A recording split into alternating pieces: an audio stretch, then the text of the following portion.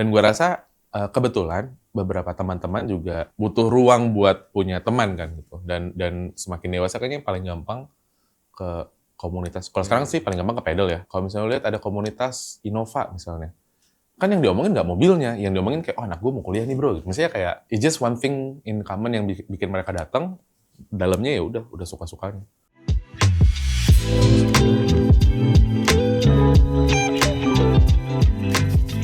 Selamat pagi. Halo, Kak pagi.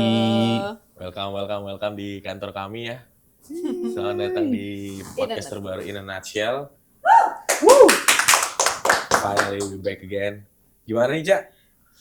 Apa Siapa nih? hari ini yang datang? Yang Mungkin bisa datang diceritakan. hari ini adalah Kak Yurico Billy ya, Yui. ko-inisiator dari Minutes of Manager, Head of Community di Boleh Dicoba Digital. Ngeri ya. Gimana? Ngeri kenapa ya? Ngeri background. Mungkin bisa diceritain sedikit nggak Mas, awal karir proses tuh sampai sekarang tuh gimana nih pasang surutnya? Oke, halo, salam kenal, namaku Yuriko, panggilannya Coco. Jadi lulus 2014, kebetulan 2013 tuh sempat ikutan proyeknya Telkom waktu itu untuk bikin startup-startupan lah. Jadi makanya setelah lulus tuh justru langsung bikin bisnis. Waktu itu namanya Jarvis Store, e-commerce gitu, kayak buat bikin, e-commerce buat bikin website lah intinya, e-commerce solution. Terus ternyata tidak suka berbisnis, berantem sama founder, nggak mau ngerjain dan segala macamnya. Akhirnya gue pikir, kayaknya karena gue nggak suka e-commerce kali ya. Terus gue bikin bisnis sendiri lagi. Waktu itu namanya Talenesia, basically kayak talent management tapi pakai IT-an gitulah. Ternyata isunya bukan di topik bisnisnya, memang isunya saya nggak bakat ya berbisnis ternyata gitu. Jadi fail lagi, terus habis fail dari Bandung kabur ke Jakarta kuliah S2, kan S2 gitu ya, either tahu banget mau ngapain atau nggak tahu sama sekali mau ngapain sama hidup. Nah, saya yang kedua tuh. Terus habis itu kuliah di Jakarta, ketemu teman-teman baru banyak di Jakarta. Puji Tuhan diajak kerja bareng sama Wendy di lingkaran.co. Nah itu awal mula ketemu beberapa network lah. 1 tahunan di lingkaran, ada lingkaran kan education platform gitu kan, jadi suka bikin banyak workshop, banyak seminar dan teman-temannya. Salah satu seminarnya waktu itu speakernya Dila Amran, terus dari OMG dia jadi staf komunikasinya pemerintah waktu itu di SKP. Terus pertanyaan gue ke dia, lu ngapain repot-repot ngurusin negara ya? Kan repot gitu. Terus dia bilang, ya kalau negara udah manggil lu mau bilang apa sih Co? Dia bilang gitu. Terus gue kayak, alah gitu kan. Terus 3 bulan kemudian saya dipanggil ternyata sama negaranya. Diajakin jadi staff Lee di Kementerian Ketenagakerjaan periode Mas Hanif waktu itu. Terus orang-orang kaget kenapa bentukan kayak begini bisa masuk ke pemerintahan. Gue juga bingung. Di sana orang liat gue astagfirullahalazim semua, kayak masuk-masuk pakai kimono apa gitu-gitu. Makanya gue lumayan anomali. Dari situ dapat akses buat manggilin banyak orang ke Innovation Room. Jadi waktu itu ada proyeknya Kemenaker untuk bikin hub, startup-startup datang semua. Mulai networknya jalan, COVID, bubar. Udah COVID bubar, nggak bubar jadi waktu, ya biasalah di pemerintah kan harus ada pergantian pemain ya setiap berapa tahun sekali kan. Jadi kita pulang ke Bandung, menggeluti mimpi yang terkubur jadi musisi, produktif banget waktu itu, langsung keluar berapa single. Terus lama-lama duitnya juga makin tipis kan, terus abis itu teman ngajakin kayak, Co lu boleh bantuin di BDD nggak? Karena kita mau bikin another education buat teman-teman yang emang fokusnya di performance marketing. Jadi kayak masuk sana 3 bulan, BDD punya inisiatif buat bikin community development, departemen ganti, Terus ever since ya udah sampai sekarang masih jadi community development di Boleh Dicoba Digital buat say hi ke beberapa stakeholder, klien dan teman-teman seru lainnya. So far gitu sih. Wow, ini 1, 2, 3 pertanyaan udah Udah, dipegang semua. udah di-tackle semua ya. Udah dijawab. Ya terima kasih semua, thank you. Belum. Tapi belum selesai. Oke, jadi di Boleh Dicoba Digital itu Kak Coco diajak Iya Jakin. untuk menjadi salah satu batu pertamanya nih, peletakan batu Untuk pertama perkomunitian. gitu atau? Oh. Jadi BDD kan sekarang udah 8 tahun ya. Jadi BDD 4 tahun gue diajakin. Oh gue udah 4 tahun di BDD berarti. Iya. Jadi masuk agak di tengah-tengah. Terus cuman emang shifting strategi banget. Jadi kayaknya gue masuk pas awal-awal BDD lagi mulai branching yang tadinya performance marketing spesialis gitu isinya. Mulai ada yang kreatifnya, mulai ada SEO-nya, terus habis itu sempat bikin community development service juga. Jadi kayak mulai banyak explore, mulai terbuka sama partnership sama government, sama community yang gitu-gitu. Jadi gua bagian babat alas lah waktu itu. Oke. Tapi aku penasaran deh, alasannya Kak Coco mengambil tawaran menjadi apa tadi ya, konsultan untuk pemerintah. Oke. Jadi gue tuh suka banget nanya sebenarnya. Lebih suka nanya daripada ngejawab. Jadi waktu itu lebih sering jadi moderator, terus tapi lingkaran sendiri kan suka diundang FGD sama beberapa kementerian lah. Waktu itu posisinya lingkaran udah oke banget. Jadi akhirnya kita lumayan didengar, tapi teman-teman kan suka mager bersaparia sama teman-teman yang ada di sana kan, gitu. Suka bingung aja pembawaannya mau gimana. Jadi akhirnya gue yang diutus, terus FGD. Nah kerjaan gue pas FGD itu instead of jawab kayak, oh kita sudah melakukan ini gitu. Kerjaan gue tuh lebih banyak nanya kayak, jadi basically kayak pada mau apa sih gitu. Terus ke peserta, jadi lu udah ngapain aja gitu. Terus kan kalau misalnya FGD tuh suka banyak yang protes kan, kayak, wah harusnya begini. Terus di sebelah kanan ada yang pamer kan, kayak, oh gue udah gini. Nah kerjaan gue kayak yang, kan lu protes, kan lu pamer, ya lu ngobrol gitu. Jadi kayak gitu-gitu, keliling-keliling kementerian, akhirnya pas lagi di Kemnaker itu, si staf susnya temanku itu kayak tertarik buat ngajakin aku buat ngedevelop The Hub. Karena oh ternyata dengan bertanya aja tuh lo bisa nyambung-nyambungin orang gitu kan. Terus kayaknya gue galau 2 minggu deh. Terus gue kayak apaan sih di pemerintahan kayaknya nggak cocok gitu kan. Tapi karena memang pas banget seminggu sebelum ditanya itu ngobrol sama si Mbak Dila, terngiang tuh mohon kayak kalau negara udah manggil, gil. Kayak bang, ya lah. Jadi kayak ya udah gitu. Akhirnya resign dari lingkaran ke sana, tapi puji Tuhan ternyata seru sih gitu. Dan nggak terlalu banyak ngobrol sama bapak ibu yang kaku, justru di sana tuh banyak yang open. Dan mungkin karena bentukan gue udah tidak jelas seperti ini, jadi mereka juga kayak udah expect ini orang nggak bakal terstruktur SPOK dan mohon izin gitu kan. Jadi ya udah suka-suka gue sih kemarin di sana. Cocok ya berarti jadi politikus. Next ya. Nah tapi kalau Bagus kantornya. Nah tapi boleh diceritain nggak sih Mas, specifically itu lo ngapain sih di sana selain tadi lo bilang menyambungkan antar lidah satu ke lidah yang lainnya, terus menjadi perantara satu ke yang lainnya. Tapi exactnya tuh lo ngapain sih di sana selain jadi konsultan? Cuman itu sih sejujurnya. Jadi kan bahasa orang-orang tuh beda-beda gitu. Jadi aku ada satu kasus waktu itu kita lagi main ke rumahnya Mas Hanif. Ada beberapa 20 startup founder yang kita ajak buat makan malam di rumahnya. Terus habis itu ada satu founder yang kayak ngomong, kita tuh sebenarnya nggak butuh pemerintah Pak. Sebenarnya kita bisa ngapa-ngapain sendiri aja. Justru pemerintah yang butuh kami. Gini. Terus habis itu Mas Hanif ya kalian tuh butuh pemerintah buat mastiin internet tetap jalan. Maksudnya kayak jadi kayak flex power here and there gitu kan. Dan gue ngerti sebenarnya dua-duanya tuh butuh gitu. Nah cuman bahasanya kan nggak nyambung kan. Jadi menyambungkan lidahnya aja tuh udah capek Pak. Jadi kayak emang fokusnya di situ. Cuman untuk bisa menyambungkan lidah biasanya gue tuh beneran sampai level berteman sama semuanya. Kayak Kayak lu tuh sebenarnya keresahannya apa, yang lu bisa lakuin apa, lu tuh maunya apa, lu distrustnya sama partner, stakeholder nggak cuma pemerintah ya, ada NGO, ada community, ada siapa-siapa gitu.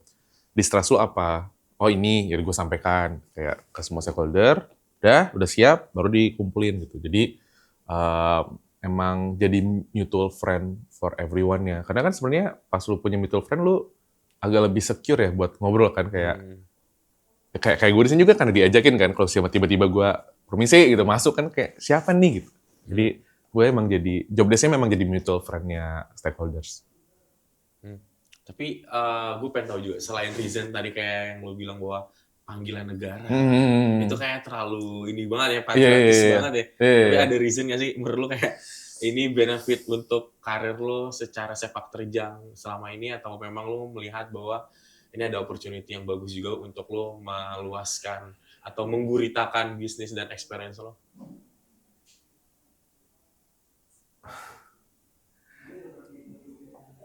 I wish gue bisa lebih fokus ke uang sih. Ini emak gue juga udah marah-marahin gue kayak gue kagak nabung, kagak apa gitu kan. Jadi sayangnya itu nggak gue pikirin. Harusnya gue pikirin sih. Cuman sayangnya nggak kepikiran gitu. Waktu itu gue kayak ya udah coba aja. Ternyata bisa bantu banyak, bukan bantu pemerintahnya, justru bantu orang-orang buat masuk ke ketemu sama pemerintah, which mereka tuh bisa kayak ngelebarin impact mereka masing-masing gitu loh. Jadi sebenarnya yang impactful tuh bukan guanya, si teman-teman yang akhirnya masuk ke si Innovation Hub itu. Mereka bisa, ada satu startup yang akhirnya jadi punya akses untuk bikin project di Papua, bantuin ibu-ibu, ngulitin rajungan gitu kan. Terus ada teman-teman yang akhirnya bisa bantuin advokasi untuk si TKI, ibu-ibu TKI yang duitnya dikirim ke Indonesia cuman buat dipakai sama suaminya buat nikah lagi. Jadi kayak those people yang bantuin orang kan gitu. Dan gue kayaknya lumayan beruntung, cuman nemuin aja gue ngerasa gue udah ikutan melakukan impact itu. Jadi kayaknya emang gue nggak mikirin negaranya sih, lebih ke big si temen. Tapi si panggilan itu emang terngiang aja. Gue juga nggak ngerti kenapa ada panggilan itu kan. Tapi pada akhirnya pas gue ngeliatin teman-teman berkarya dan berdampak dan punya akses buat ngelakuin dampak masing-masing lebih luas, dan gue ada di bagian kecil perjalanan itu tuh kayak yang oh lucu ya gitu. Jadi itunya. Habis gue mikirin duitnya sih sebenarnya. Aren't we all? Iya, aren't we all? Oke. Tadi sempat disebutin juga nih, Kak Coco bermusik lagi ya. Jadi sebenarnya musisi. Cita-citanya jadi musisi sih. Cita-citanya jadi musisi. Cuman nggak tahu, belum jodoh aja kali ya. Semoga didoain. Jadi waktu itu juga. Tapi karena gue kerja di pemerintahan, juga bersentuhan dengan beberapa politisi dan beberapa parpol segala macem, alasan bermusik itu tuh yang menyelamatkan gue supaya gue nggak harus pakai jaket partai. Jadi waktu itu sempat ditawarin masuk sini, masuk situ segala macem kan. Gue kayak wah nggak bisa, kalau gue masuk partai nanti orang nggak ada yang mau dengerin musik gue gitu. Terus kayak ya jadinya pokoknya mereka nawarin, biasalah harta tahta wanita ditawarin semua kan. Gue kayak ya lu bisa nawarin gue panggung musik di apa nggak, kayak nggak lagi kan, ya udah nggak usah gitu. Jadi kayak cita-cita gue memang dulu tuh bermusik gitu, tapi lama-lama di bermusik gue ketemu banyak orang juga, ketemu banyak stranger, ketemu banyak teman-teman yang punya cerita dan keresahan yang sama. Jadi kayak oh it's just a way to connect aja sih. Kayaknya ujungnya ternyata tuh bukan musiknya yang penting, si to connect to people-nya yang bikin gue oh enak nih gitu. Tapi apakah bermusik itu selain passion, apakah juga tadi jadi salah satu reality escape lu karena lu udah bekerja dan cukup ya bertemu dengan berbagai macam orang? Apakah itu jadi salah satu cara lu duelo untuk menghilangkan rasa kejenuhan karena activity lu, atau memang pure passion gue emang pengen di situ? Tadinya gue mikir itu passion gue gitu kan, kayak musisi, anak band gitu. Terus lama-lama kalau liriknya sih curhat-curhat semua ya gitu kan. Terus gue nggak tahu apakah ini escape dari kerjaan-kerjaan gue, tapi ternyata itu tuh jadi jurnal gue lah, cuman bentuknya audio gitu. Terus ternyata beberapa teman-teman suka, kan background gue anak gereja kan, dan pelanannya juga di altar dinyanyi gitu. Jadi banyak teman-teman musisi juga. Jadi kayak pas ngelempar voice note dikit, diproduksi tuh sama mereka kan. Teman-temanku ambisius semua gitu. Jadi kayak oh ternyata lucu ya gitu. Jadi kayak ya udah coba rilis. Pas rilis pertama ada yang DM bilang makasih. Aneh banget dari Aceh bilang makasih Kak, aku jadi nggak jadi cutting dan segala macam itu karena lagunya Kakak. Itu lagu pertama gue, jadi gue masih yang kayak emang kenapa gitu kan, masih kita engage nih si Mbak Aceh ini. Terus dia bilang iya soalnya aku udah 3 bulan nggak dapat kerja. Otak gue kayak lah 3 bulan nggak dapat kerja kenapa lu sampai mau cabut ya gitu kan. Terus gue tanya lagi tuh usut punya usut karena ternyata dia dibandingin sama kakaknya yang bisa langsung dapat kerja. Jadi the whole life tuh dibanding-bandingin terus. Jadi sebenarnya problemnya tuh dibanding-bandinginnya kan. Dan buat gue yang nggak kenal dan lagu gue bisa jadi escape room-nya beliau tuh kayak dapat satu kayak gitu tuh bikin gue lanjut dan makin gue sering rilis makin banyak ketemu yang begitu sih. Gitu. Jadi kayaknya gue escape ketemu teman-teman yang escape jadi escape bareng gitu. Berarti itu juga mengcapture kondisi dari lingkungan Kak Coco sendiri ya buat bikin lagu gitu. Gitu ya. Nanti aku selesai ini dengerin sih. Oke, jadi selain menyanyi, ternyata Kak Coco juga menulis ya? Sedang. Tapi udah. Lagi proses editing, boleh dibantu doanya kakak-kakak semua. Oke, teman-teman kita berdoa ya. Can say amin.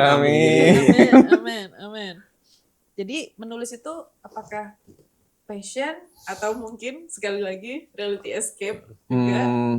Jadi gue tuh lagi nulis project buku, judulnya Maybe We Just Need a Friend. Tadinya tuh judul bukunya The Company, terus ada framework cara berteman, networking. Karena gue di community kan, jadi kayak it's very close topic to my daily life kayak gitu. Tapi sebenarnya gue pun lagi berantem sama teman gue sebenarnya. Jadi kayak yang tadinya framework kayak ini juga nggak gue jalanin gitu kan. Terus at one point gue ngerasa kayaknya gue butuh journaling dulu deh. Akhirnya gue journaling, escape dari my own argument with my best friend juga.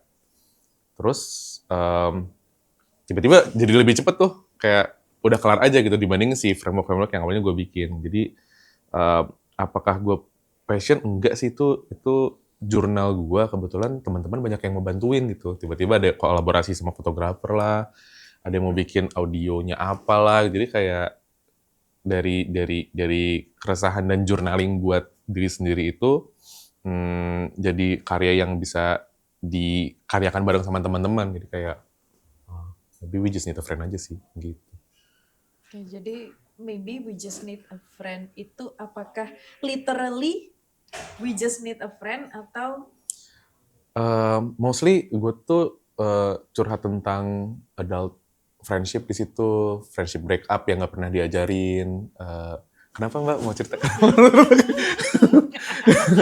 Jadi ya itu tadi adult friendship breakup, terus ada satu chapter juga yang ngomongin friendship yang out of our league gitu, temenan sama apalagi di Jakarta ya, tiba-tiba lu temenan sama artis kayak apakah aku beneran teman atau aku lagi pansos gitu kan, atau misalnya di kantor temenan sama bos tuh make sense atau enggak. Apalagi gue masuk di pemerintahan sama perpolitikan, kadang-kadang ada sosok-sosok yang kayak anjir gede banget tapi kayak gue bisa temenan sama dia. Gue kadang-kadang suka insecure, ini tuh gue beneran genuine atau gimana gitu kan. Dan kadang-kadang di sisi yang lebih tingginya juga kan suka bingung gitu ya, ini orang tuh emang datang ke gue emang buat temenan atau ada maunya atau kayak gimana. Is it okay though gitu kan. Karena emang temenan kan transaksional ya sebenarnya. Cuman ya gitu, aku pun lagi bingung, makanya aku nulis buku gitu. Jadinya. Berarti maybe we just need a friend ini juga menjadi mungkin salah satu coping mechanism lo, karena ya lo dari Bandung terus lo merantau di ibu kota dan lo belum memiliki banyak teman. Apakah itu juga merepresentasikan bahwa Hmm, Masa lalu yang lu alami selama hidup juga kah? jadi kan kerjaan gue banyaknya di komunitas, di network, dan gue harus berteman sama sekian banyak orang. Kayaknya kalau misalnya dibilang temenan sih, kayak ratusan ribuan mah ada gitu. Maksudnya untuk lini pekerjaan seperti ini. Sampai akhirnya semakin dewasa semakin ngerti bahwa oh itu tuh kenalan, oh itu tuh teman kerja, ini tuh teman, itu business partner, ini apa gitu. Gue bikin, ini agak friksi. Jadi dari gue bikin, jadi itu teman gue punya acara nikahan dan dia cuma ngundang 50. Terus gue bertanya-tanya kalau gue punya acara yang sama, gue bisa ngundang 50 orang doang nggak ya? Nggak bisa, karena nyampe ratusan ternyata list nama yang, oh ini harus diundang gitu kan. Kayak, ini kayaknya bukan teman-teman gue doang deh. Akhirnya gue bikin beberapa definisi temennya gue, kalau gue suka temen tuh yang gini, gue sort. Akhirnya sekarang gue bisa nge-cut, gue bisa bilang temen gue 47, which masih banyak. Tapi kayak dari 500-an jadi 47 lumayan lah ya gitu.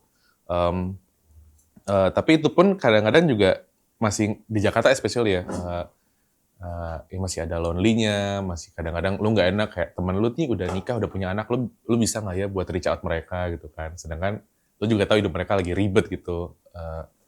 Um, kadang-kadang lu lonely karena pikiran lu sendiri kan. Gitu. At least itu kejadian di gue lah. Jadi Maybe We Just Need a Friend ini sebenarnya uh, ditulis dari kebingungan gue masalah si adult friendship ini yang nggak pernah diajarin dan nggak banyak diomongin gitu. Kalau romance kan kayak banyak banget gitu dan pada akhirnya juga lu punya cara sendiri. Akhirnya gue sadar bahwa adult friendship juga gue punya cara sendiri yang nggak mungkin gue copy ke teman-teman gue gitu. Makanya yang tadinya gue ngomongin framework, nggak sini, I'll just tell my story gitu. Oke. Jadi sudah bernyanyi, menulis, terus juga kerja di komunitas ya maksudnya. Nah, kalau membentuk sebuah komunitas, apa sih yang men-trigger Kak Coco sendiri untuk membentuk sebuah komunitas nih? Karena selain memang kerja di situ, apakah membentuk ini juga menjadi salah satu passion lagi? Passion lagi nggak tahu kasih dulu. Atau coping mechanism Ya. ya kan? Karena mungkin tadi merasa lonely ya kan, ya gue buat komunitas biar ada teman rame gitu ya. Komunitas asik kali ya. Bikin komunitas biar gampang sih. Kayak lu bisa, karena again job desk-nya kan bertemu orang ya. Kalau misalnya satu-satu kan kita tipes ya. Kalau ada komunitas kan kayak kelar gitu. Jadi idenya gitu waktu itu. Makanya beberapa komunitas yang gue terlibat tuh ada spesifik topiknya. Ya Startup Bandung, Coworking Indonesia, Minutes of Manager, itu tuh ada spesifik topik masing-masing kan. Dan kalau misalnya mau nyari manajer ya gue tinggal kayak MOM. Oh gue mau nyari venue dari Sabang sampai Merauke kemana ya? Oh gue Coworking Indonesia. Oh gue nyari teman-teman yang punya startup-startupan. Misalnya startup Bandung, startup Jogja juga ada. Jadi kayak akhirnya gue connect sama startup Bali, startup yang lain-lainnya juga lah. Jadi mau nyari ini nih, mau nyari session player buat acara bla bla, gue bisa ke Club Jazz Bandung gitu kan. Jadi kayak biar gampang aja sih hidupnya gitu, nggak terlalu susah. Dan gue rasa kebetulan beberapa teman-teman juga butuh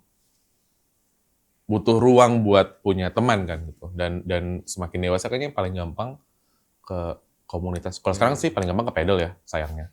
Cuman cuman ya maksudnya it's still a community gitu kan.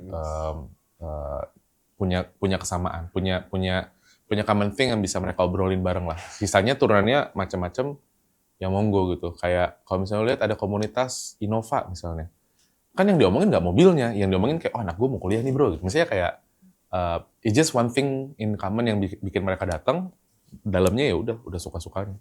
Obrolan di Startup Bandung juga nggak pernah ngomongin startup banget, ngomongin kayak ada tempat sate bagus nggak gitu. Nggak se venture capital gitu.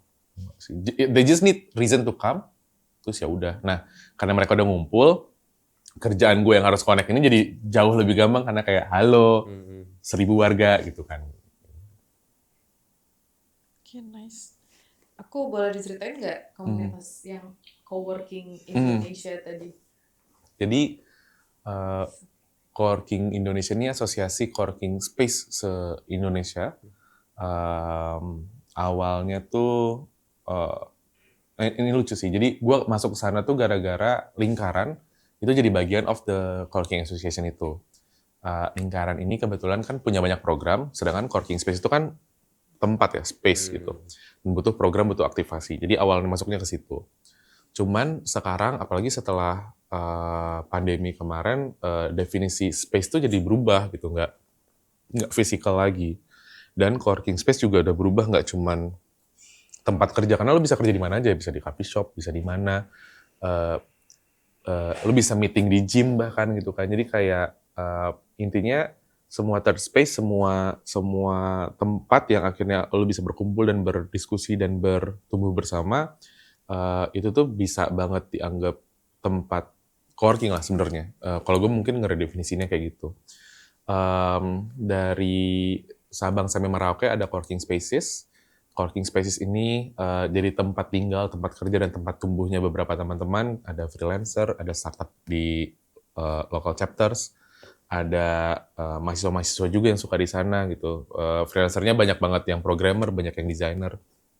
Nah, mereka biasanya ngumpul di coworking space buat kerja. Ada yang nyewa kantornya, ada yang nyewa meja doang gitu kan.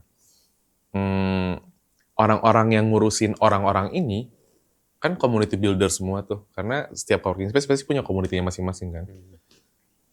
Capek, nggak tahu mau cerita ke siapa, selalu salah kayak, oh ini wifi-nya kenapa gini gitu kan, kok parkiran penuh gitu, misalnya hal-hal trivial kayak gitu sampai kayak, kok kita mau bikin event nih gimana segala macam. Akhirnya punya keluh kesah yang sama, ngumpul. Terus ya udah, jadinya kita jadi ngomongin bisnis coworking space itu gimana, cara bertahannya gimana, tuker-tukeran project gimana, terus abis itu benefit untuk member yang datang ke sana kayak gimana. Jadi lebih banyak ngomongin itunya sih. Dan serunya masing-masing member punya beberapa komunitas juga kan. Jadi ini almost like mother community for communities gitu. Oke. Berarti kan seperti yang aku tahu ya, coworking space itu kan kayak yang dijelasin sama Kak Coco itu awalnya adalah tempat, ya kan? Tapi sekarang udah menjadi sebuah komunitas selain tempat itu sendiri. Nah, tapi kalau visi panjangnya nih, karena kan sekarang kita bisa lihat ya, kita mau kerja di mana aja tuh udah bisa, gitu. Mau di Grab tadi kayak Kak Coco ya kan, itu juga bisa. Kelihatan ya kan? hustling society-nya ya. Itu juga bisa, tapi visi panjang dari si komunitas coworking Indonesia sendiri tuh apa sih sebenarnya? Shifting ke empowering each member sih. Jadi kan coworking space ini punya member of the coworking space ini punya tenan lah.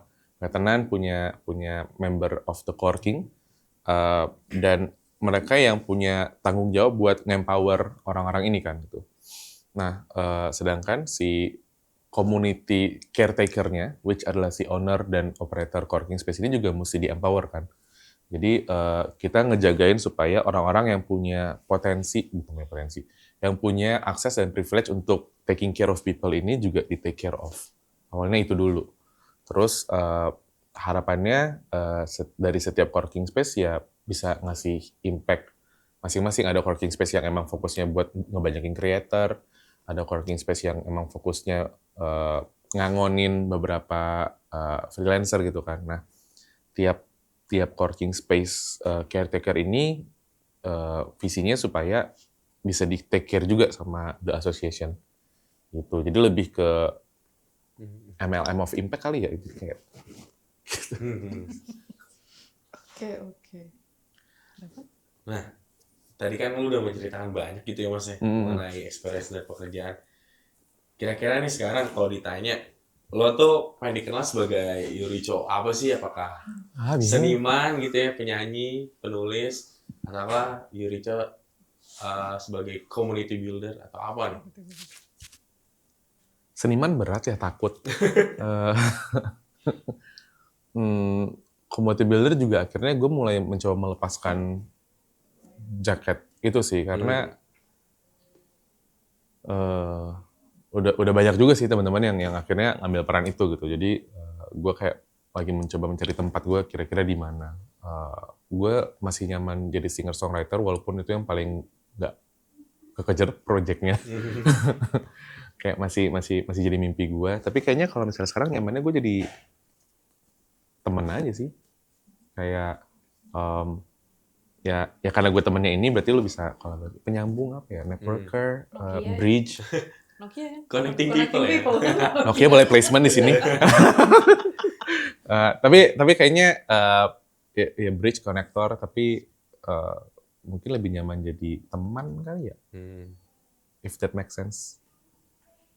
Mungkin terakhir, mungkin ada bukan pesan kali, mungkin sharing yang bisa lu share, sharing yang bisa di-share, cerita yang atau pengalaman yang bisa lu share buat mungkin teman-teman fresh graduate kali ini yang nonton, kan shifting lu kan beda-beda tuh cukup unik ya, ada dari English tutor, terus lu jadi bisnis dan segala macam. Ada nggak sih yang bisa lu ceritakan atau influence teman-teman untuk explore karir dan keep up doing that untuk ke depan? Ini yang gue pegang, ini yang ternyata mindset yang gue pegang cukup lama. Nggak ada yang harus, nggak ada yang salah. Jadi kayak dibilang apakah lu harus kerja ya nggak juga gitu. Apakah lu harus punya uang ya nggak juga. Cuma kan lu pengen makan ya. Jadi ya karena lu pengen makan, caranya adalah punya uang. Karena lu pengen punya uang, caranya adalah dengan kerja. Apakah lu harus happy? Ya nggak juga, tapi lu pengen nggak kalau misalnya lu harus mau happy, caranya gimana gitu. Dan focusing ke lu maunya apa tuh lebih penting daripada caranya menurut gue. Karena caranya lu bisa ganti-ganti jadinya, dan gak ada yang salah, adanya belajar kan. Tapi kalau misalnya dibilang kayak, cari cara tahunya gue mau apa juga, kan bisa ganti-ganti kayak, ya emang gitu. Jadi ya ganti-ganti aja gitu. Selama dikasih waktu ya coba cek aja. Karena menurut gue kadang-kadang siapa kita buat ngedefine kita siapa ya gitu. Ada seasonnya kan gitu. Orang bilang people come, people go, people change, ya berarti lu juga gitu. Dan kalau emang season lu buat ganti udah datang, atau season lu adalah punya banyak peran, lu freelance di sana sini, atau season lu sekarang buat belajar, ya nggak apa-apa gitu. Jadi nggak ada yang harus, nggak ada yang salah. Kalau orang tua lu demanding, ya ya lu yang kenal orang tua kalian semua kan, maksudnya kayak ya lu cari cara buat fokusnya tuh bukan ke jadi apanya, tapi ke arahnya kemana gitu. Kalau misalnya papa maunya kamu jadi dokter gitu kan, kalau nggak you're such a disgrace gitu. Ya kenapa mau jadi dokter, apanya gitu, maksudnya kayak ya diskusi aja, ask why, mau butuhnya apa gitu. Gue rasa sekarang orang-orang tua sekarang juga tidak sekaku orang-orang zaman orang tuanya kita gitu kan. Jadi lebih banyak bisa diskusi ya, dan just talk gitu. Karena menurut gue problemnya tuh kadang-kadang lo tuh diskusinya di otak lo terus lo menyimpulkan sendiri, padahal kayak ya udah gitu. Kalau misalnya orang tua lo udah support, gue rasa sih semuanya yang lo bisa kerjain bakal aman-aman aja ya. Iya sih, cukup deep ya. Iya lagi ya. Sesuai tema nggak sih? Boleh. Oke, berarti kan yang gue tangkap ya dari lo Kak, dari obrolan awal kita sebelum lo tag juga, itu ngerasa lo gak ambis sama diri lo kan. Tapi dari cerita lo tadi become hacker, terus juga tadi juga disinggung soal community builder, lo yang kayak let it them berimpact gitu. Nah, tapi kan kadang kalau kita ketemu orang, kita udah mikir what is it for them and what is it for me or what is it for us. Jadi kayak mau dibilang tadi nggak transaksional, juga pasti kan tetap transaksional gitu. Bener gak sih lu cuman kayak intinya dari yang lu lewatin gitu, dari perjalanan karir lu, yang gue tangkap apakah lu cuman let it flow organically, karena kan tadi dari tugas lebih dari kan kayak kadang ya cuma sarapan doang, tapi akhirnya kayak muncul satu project ini gitu. Tapi kan kadang dari atas tuh suka kayak mereka apa nih tolak ukurnya lu udah warawiri sana sini gitu. Nah, yang jadi pertanyaan gue tuh apakah yang lu jalanin sekarang ini tuh udah fulfilling enough for you, for yourself as you reach out and your career? Gimana kayak konek-konekin orang gitu. Untungnya gue dapat belajar sesuatu 2 minggu lalu, jadi gue bisa jawab yang ini. Jadi itu gue lagi dengerin khotbah waktu itu kan. Terus habis itu di manusia itu dicontohkan sebagai biji gitu loh, yang tugasnya emang cuman tertanam, berakar, terus ada batangnya, ada cabangnya, ada buahnya jatuh, biji, muter lagi gitu kan. Siklus biologinya kan gitu ya. Tapi kan di DNA sebuah pohon mangga, itu nggak ada tugas jadi sarang burung, nggak ada tugas buat jadi ranting-rantingnya dipakai jadi kayu bakar gitu, nggak. Di DNA kayu jati nggak ada urusan dia akan jadi rumah, nggak akan urusan dia jadi kapal gitu kan. Tugasnya bertumbuh aja sih. Dan perkara lu bisa buahnya dimakan manusia, burung-burung tinggal di sana, bunganya jadi buke, boleh dipakai sama orang buat nembak pacarnya gitu. Itu kayak bonus aja, tapi fungsi lo tumbuh itu sih gitu. Jadi sekarang dulu gue pikir kayak gue mau serve people, that's why I need to grow. Kalau sekarang sih I just wanna grow. Kalau bisa serve people, that's just the bonus sih. Karena emang siklus gue kan emang buat grow aja. Jadi kalau dibilang fulfilling, I don't know, it doesn't really matter. Fulfill gue di grow-nya gue sih. Oke, terima kasih. Oh, lu Ya nggak serius saat boleh dipromosiin kapan buku yang rilis Bijis terus mungkin kalau belum ada exact date-nya kapan, this year atau next year, terus mungkin teman-teman bisa mendengarkan lagunya di mana, platform apa. Kalau lagunya bisa dengerin di semua DSP, cari aja namanya Yuriko. Terus kalau deadline buku, sejujurnya gara-gara ada ngobrol sama Inat Shell ini, jadi ada deadline guys. Tadinya gue mau santai aja. Hopefully di akhir November udah bisa rilis sih. Tapi kalau misalnya ada apa-apa nanti bisa lihat di sosial media aja. Sosial medianya apa? Di sini. Enggak. Bisa gitu nggak sih sini? Terus ada bling-blingnya gitu? Enggak ada. Bisa. Teman-teman. Alright. Kita sudah di penghujung akhir. Hey. Thank you. Terima kasih sekali. Thank you. Terima kasih Rico. Thank you semua.